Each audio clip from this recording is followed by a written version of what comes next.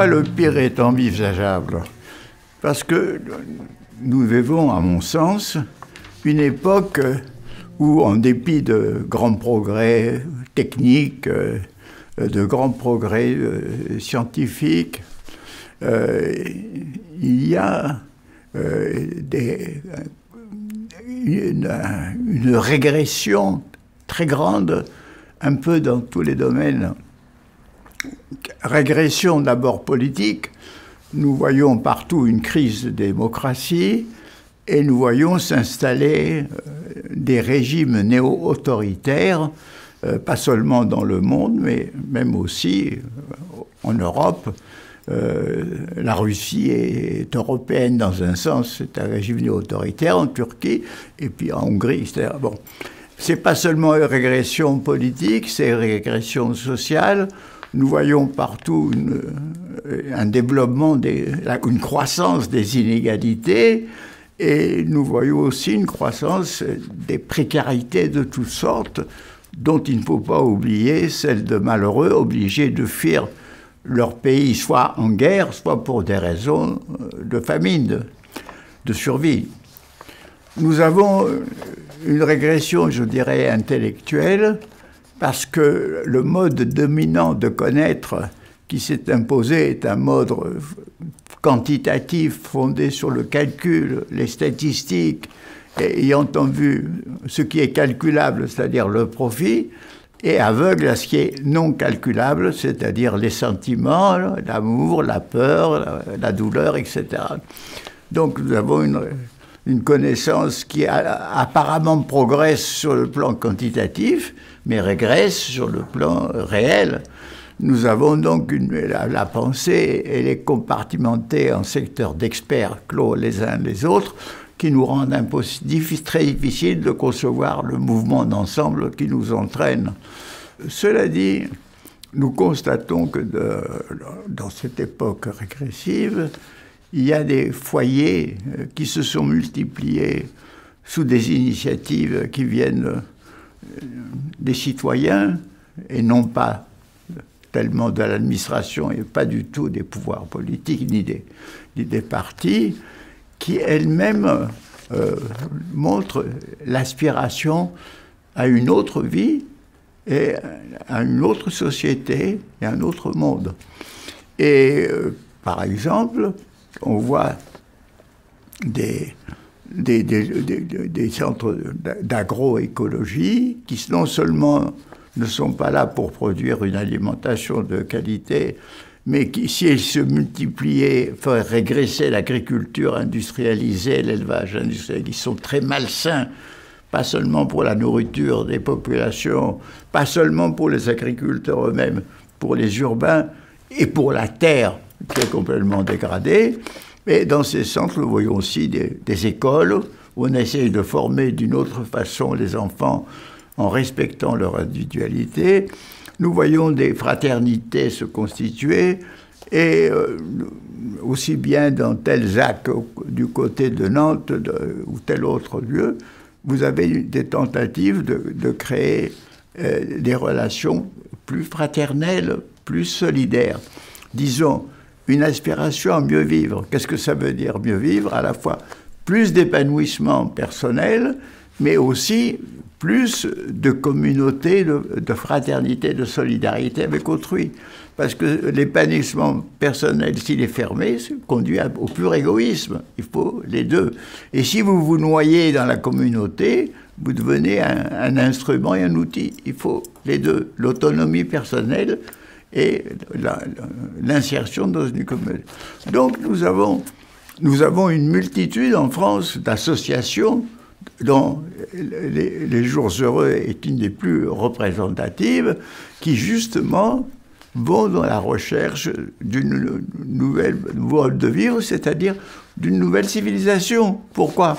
Parce que, disons, la civilisation qui est née dans nos pays européens, occidentaux, est une civilisation qui avait à la fois des grandes qualités. Elles ont permis des libertés, elles ont permis l'autonomie de l'esprit, elles ont permis l'esprit critique, elles ont permis les sécurités sociales.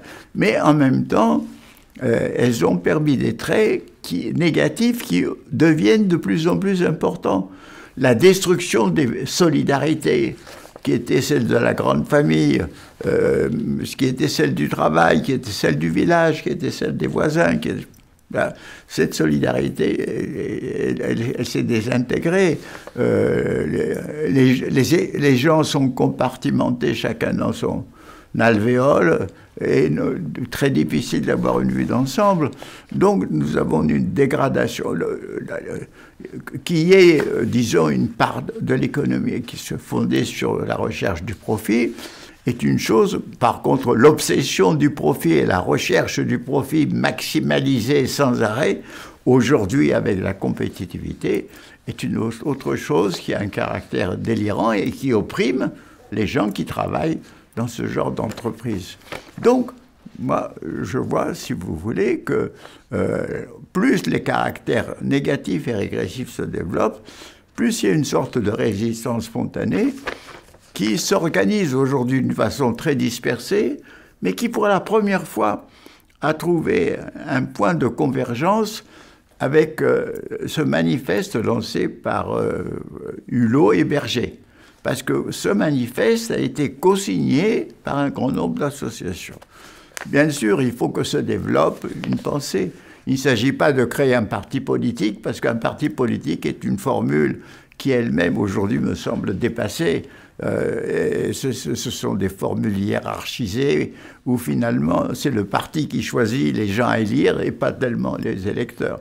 Vous avez beaucoup de choses qui sont contestées. Le phénomène des Gilets rouges, excusez-moi, le phénomène des Gilets rouges traduit justement un malaise profond, un mal-être plus qu'un malaise très profond, qu'il faut essayer de comprendre et d'analyser plutôt que d'essayer de voir tel ou tel aspect de leur action. Donc, je pense qu'il y a quelque chose qui veut naître, quelque chose qui n'arrive pas à mourir, et nous sommes un peu dans cette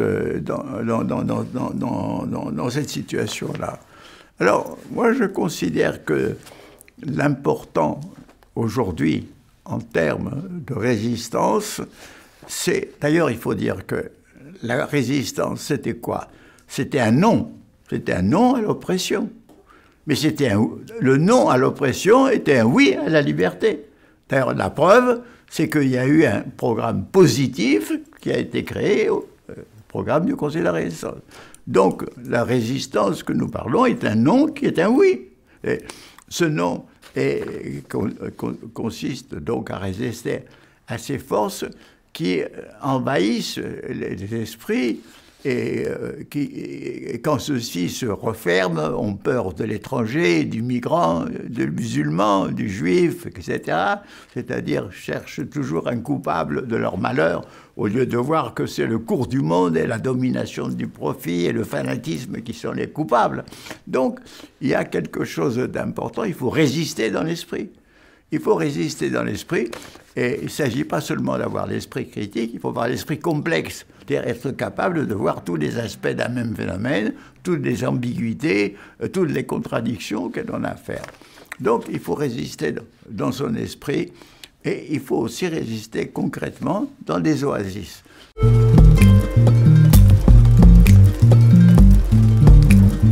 Qu'est-ce que c'est des oasis? Ce sont des lieux où dans le désert, en général, il y a de la vie, il y a de l'eau, il y a quelque chose qui permet une communauté de vivre. Alors, nos oasis doivent être symboliques de type multiple. Ça peut être des communautés qui se créent, ça peut être une famille, ça peut être une association avec des liens très concrets entre les membres. Ces oasis, à mon avis, doivent se multiplier. Ils doivent se multiplier, mais avec quand même une conscience. Parce que la fraternité est une très belle chose. Mais vous savez que la fraternité peut être parasitée et dégradée par la rivalité. D'ailleurs, c'est ce que nous montre la Bible, qui, dès le début de l'humanité, montre que Caïn a tué son frère Abel. Et nous savons que, disons, la possibilité. Donc, si nous voulons créer une civilisation fraternelle, la fraternité doit sans cesse se régénérer et essayer de refouler les rivalités qui doivent être réduites à une part mineure et devenir simplement de la compétitivité. C'est pas si facile. Moi, j'ai connu beaucoup de communautés qui se sont créées en Californie, par exemple, et qui n'ont pas pu durer parce que des jalousies naissaient, des incompréhensions, et tout ça se déstockait. Donc, il faut quelque chose. Et d'ailleurs, les communautés qui survivaient, elles avaient une foi religieuse. Moi, je ne pense pas qu'on doit être obligé d'avoir une foi religieuse, mais on doit avoir une foi, justement, dans la fraternité. On doit avoir une foi dans la possibilité d'un monde meilleur. Et si ces oasis dont je parle, s'ils se multiplient et s'ils se relient les uns des autres, pas seulement au niveau national et pas seulement au niveau européen, mais international, parce que partout, vous ressentez le même besoin, vous le constatez. S'ils se relient entre eux, c'est une force de résistance à la régression. Alors, jusqu'où ira cette régression? Personne ne peut le dire. Est-ce qu'on va vers l'effondrement? Certains le pensent. Moi, je pense qu'il y aura des effondrements locaux, mais que tout ne pourra pas s'effondrer en même temps. Je pense qu'il y a des grands dangers. Je pense qu'avec le transhumanisme, il y a une petite partie de l'humanité, une élite du pouvoir et de l'argent qui pourra essayer de vivre en vase clos avec une prolongation de la vie, avec l'intelligence artificielle, etc. Mais de toute façon, l'idée qu'ont les technocrates aujourd'hui de croire qu'on peut rationaliser toute vie sociale par l'intelligence artificielle est fausse, parce que justement le propre de l'aventure humaine, comme de l'aventure de la vie, c'est qu'il y ait de la créativité. Que la créativité, vous ne pouvez pas la prédire d'avance, vous ne pouvez pas la programmer. Vous ne pouvez pas programmer aussi bien le Requiem de Mozart, la 9e symphonie de Beethoven, que des découvertes d'Einstein ou la littérature de Proust. Vous ne pouvez pas. Vous ne pouvez pas programmer d'avance la pensée de Karl Marx qui allait révolutionner le monde quand elle est apparue. Vous ne pouvez pas programmer Hitler à l'avance. Donc, si vous voulez, heureusement et malheureusement, il y a une part de l'aventure de la vie, du monde, de l'humanité, que nous ne pouvons pas contrôler, et ce qu'on appelle harmonie, ça veut dire robotiser. Parce que si tout est bien organisé, on n'a plus qu'à agir comme des automates. Donc, si vous voulez, il faut penser que la créativité, que la liberté, ce sont des choses qui, elles, ne peuvent pas être contrôlées et prévues. Alors donc, ce sont des exercices donc, de résistance ou de résilience, dans le sens où la résilience, en quelque sorte, signifie que l'épreuve fortifie. C'est ça qui est bon dans ce terme qu'a popularisé Boris Cyrulnik, n'est-ce pas? Nous vivons des épreuves qui nous abattent, qui nous détruisent ou au contraire nous fortifier. C'était le philosophe Joubert qui avait dit le cœur se brise ou se bronze. Voilà. Donc, quand il ne se brise pas, il se bronze. Et donc, c'est ça. Et on pense que les régressions ne sont pas éternelles, et je pense qu'à un moment donné, vont surgir des forces nouvelles, des forces qui vont elles-mêmes établir un nouveau mouvement contre cette régression. Et à ce moment-là, les oasis seront, qui actuellement sont des arrière-gardes de défense des valeurs humanistes, vont devenir les avant-gardes de nouveaux progrès de l'humanité, non pas vers une perfection qui est aussi un rêve imbécile de technocrates, où le monde est condamné à avoir de l'imperfection, mais nous devons quand même ne pas accepter la fatalité d'un monde livré aux forces les pires. Nous avons sans arrêt la lutte entre Eros et Polémos, c'est-à-dire les forces d'amour et d'union, et les forces de conflit, entre Eros et Pathanatos, c'est-à-dire entre les forces d'union et les forces de mort et de destruction. Nous, c'est prendre parti dans ce combat pour les forces d'Eros, combat incertain, inconnu, mais dans lequel il est nécessaire, et je dirais même tonique, de participer. Voilà.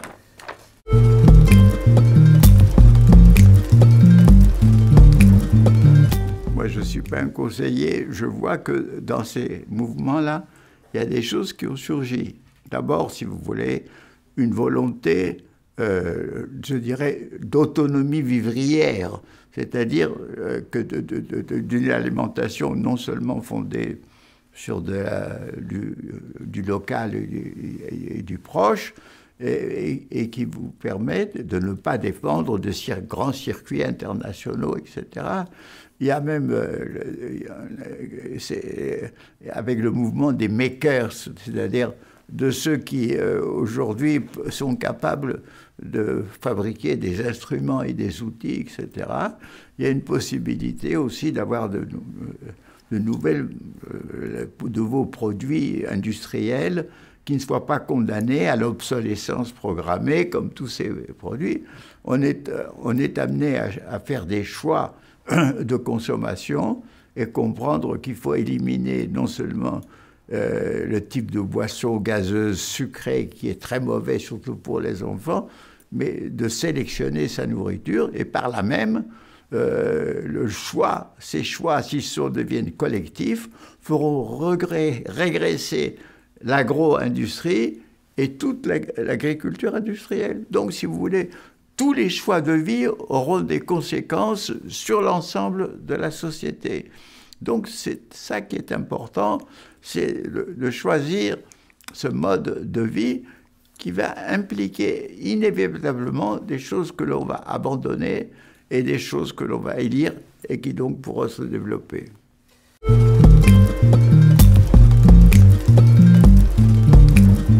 Ce qui fait plafonner, d'ailleurs à mon avis, ça progresse très lentement, mais c'est surtout la dispersion qui me frappe, mais c'est les conditions extérieures. Ces choses ne sont pas aidées. Par exemple, l'agroécologie n'est pratiquement pas subventionnée par rapport aux subventions énormes qui vont pour, par exemple, le blé cultivé industriellement, pour l'exportation. Donc, ces mouvements ne sont pas compris. Au contraire, sous l'influence des médias, considèrent que c'est méprisable, quelconque, utopique, etc.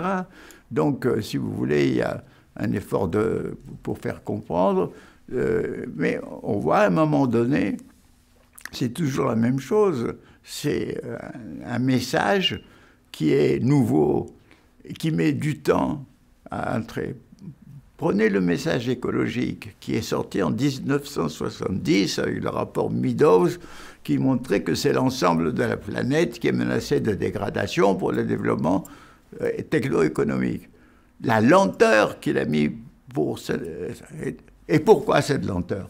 C'est parce qu'on a été formé par un système de pensée et d'éducation d'abord fondé sur la Bible, c'est-à-dire que l'homme a été créé à l'image de Dieu de façon différente des animaux, contrairement à tout ce que nous savons depuis Darwin, parce que Descartes et toute cette pensée a montré que l'esprit est relevé de la quintessence de l'humanité et que tout le corps c'était de la pure animalité et les animaux étaient des machines, parce qu'on a dit que la mission de notre civilisation était de devenir les maîtres de la nature, le lien ombilical que nous avons avec la nature, parce que nous sommes aussi des animaux tout en étant humains. Nous avons besoin de nourriture vivante, ce lien formidable que des civilisations que l'on estime dépassées ont eu en profondeur, comme les Indiens, Incas, la Pachamama, ce lien était invisible dans notre système d'éducation, pourtant très sophistiqué et rationnel. Donc, il faut à nouveau réapprendre notre relation avec la nature. il y a toute une rééducation à faire. Malheureusement, le système éducatif est très difficile à changer, parce que si on pouvait le changer, il aurait un rôle très important dans cette modification. Mais tant que le système éducatif ne marche pas dans ce sens, éduquons-nous nous-mêmes, soyons les prosélytes, soyons les missionnaires. Pensez que quand même, des grands mouvements, aussi bien que le christianisme, que l'islam ou que le marxisme, sont partis d'individus isolés, ignorés de leurs contemporains. Même Marx, les intellectuels de l'époque ne savaient pas du tout qui c'était. Et quant à Jésus, un inconnu. Bon, que tous ces mouvements, ils ont pu se développer en commençant à créer des réseaux. Ça a été parfois très long, plusieurs siècles pour le christianisme, plusieurs dizaines d'années pour le marxisme. Et à un moment donné, ce qui est une déviance devient une tendance historique et une force historique. Ben, il faut faire tout le possible pour qu'on devienne une force historique. Mais on ne peut pas précipiter, on ne peut pas, il n'y a pas un coup de baguette magique. Il faut agir en permanence dans ce sens.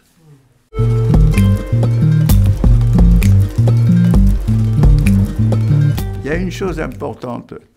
Pourquoi, vous savez, au siècle dernier, beaucoup d'entre nous ont vécu le mythe de la révolution avec un R majuscule.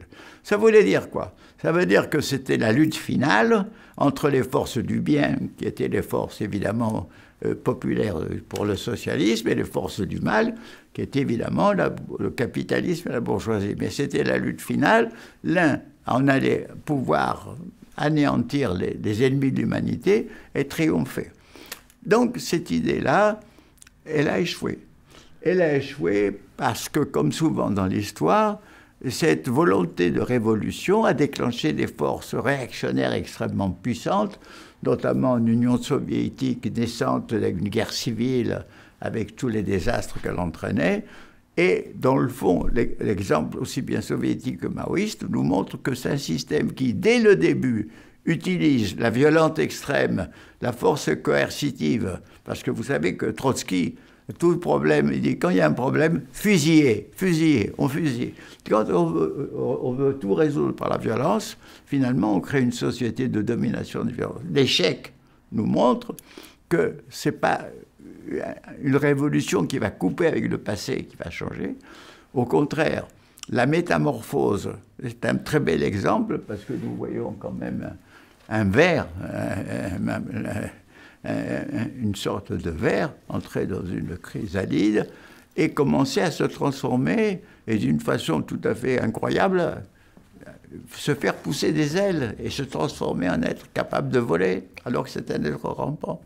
Mais tout ça parce qu'il a un héritage génétique, historique, tout ça. Et nous-mêmes, nous avons un héritage culturel, nous avons quand même l'humanisme. Nous avons Montaigne, nous avons Montesquieu, nous avons Voltaire, Rousseau, nous avons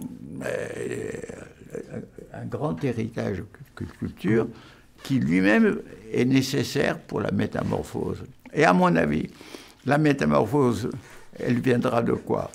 C'est-à-dire que quand des réformes multiples dans tous les domaines, que ce soit le domaine social, économique, judiciaire, privé, psychologique, intellectuel, cognitif, quand des réformes se développeront dans tous les domaines et convergeront, à ce moment-là, il y aura un nouveau courant, et à ce moment-là, on pourra dire, voilà une nouvelle voie qui va remplacer la voie que nous suivons actuellement, qui risque d'aller vers la catastrophe, et là, ça sera la voie de la métamorphose, transformation, c'est-à-dire où c'est la même humanité qui développera des virtualités qui sont déjà en elle et qui pourront s'épanouir. Ah.